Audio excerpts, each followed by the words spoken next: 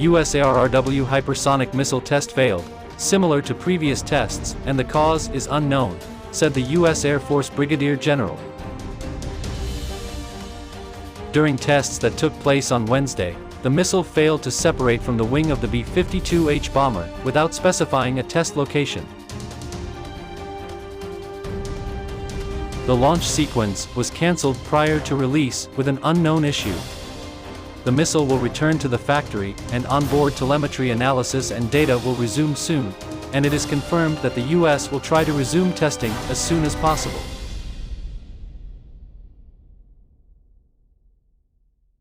The U.S. Air Force said in July that the second ARRW test flight failed after the missile did not fire properly, and the first test in April failed due to a default on the carrier.